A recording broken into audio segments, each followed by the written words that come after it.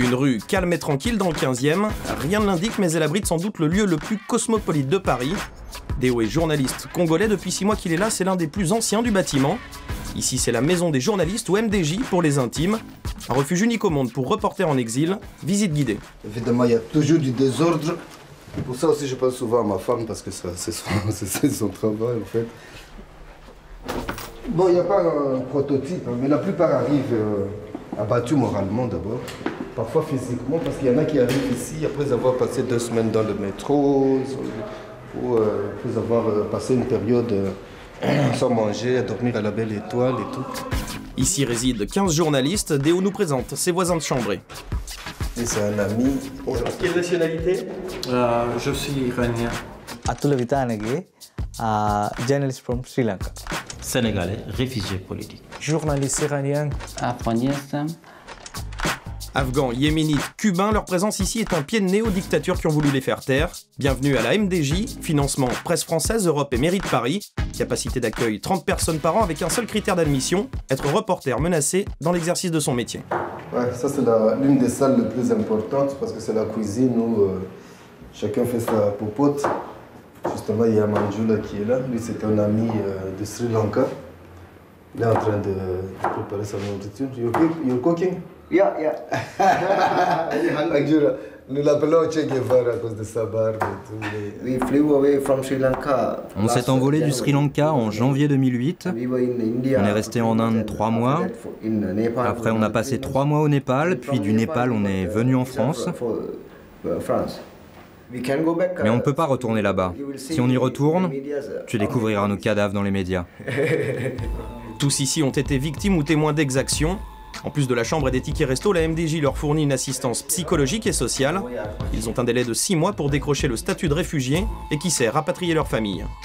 Moi je suis ici, mais je ne sais pas, c'est un exemple, je ne sais pas si mes enfants ont mangé ou si ils ont reçu des menaces et tout. Tu comprends qu'on ne peut pas être complètement heureux, quoi. Déo, menacé de mort au Congo, a mis à l'abri sa femme et ses 6 enfants dans un pays voisin.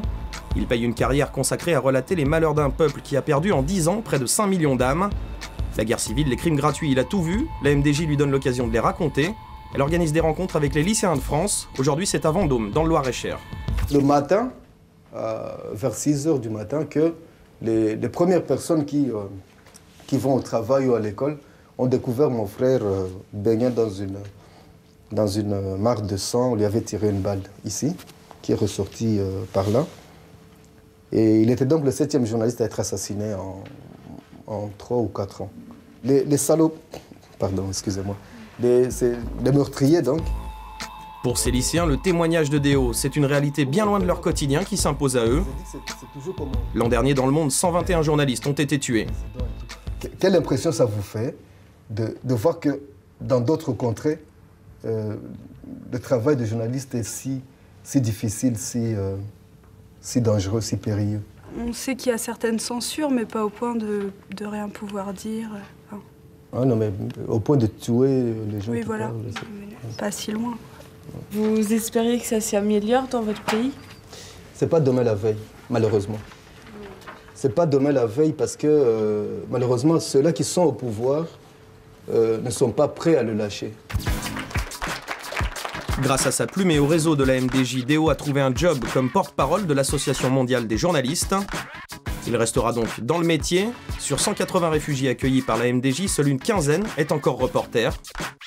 Et l'une des exceptions les plus remarquables est passée par la maison il y a 6 ans. Son nom, Soro Solo. Il cause tous les dimanches à la radio. Bonjour et bienvenue dans votre Afrique enchantée. Aujourd'hui, on vous emmène en Guinée-Conakry, un pays qu'on ne dirige qu'en treillis. Aujourd'hui, l'émission de Soro et de son pote Vlad cartonne sur les ondes. Il était loin de s'imaginer tout ça quand il a échappé au Béret Noir en Côte d'Ivoire. Loin aussi de s'imaginer que son passage à la MDJ marquerait pour lui le début d'une nouvelle vie. J'imagine un peu, j'avais quand même fait 25 ans de radio dans mon pays, tout s'arrête. Et à plus de 50 ans passés, je viens recommencer une autre vie professionnelle en France. C'est pas le luxe, ça. Pas de boulot, pas de perspective pour la jeunesse, y compris quand elle a fait des études. En 2009, une quarantaine de journalistes sont passés de l'exil à l'asile sur le territoire français. Comme Soro Solo, ces damnés de la presse ont leur métier et leur pays chevillés au corps, alors Le jour où ce régime n'est plus là, où je ne sens plus ma vie menacée en Côte d'Ivoire, je remercierai la France et je retournerai dans mon pays.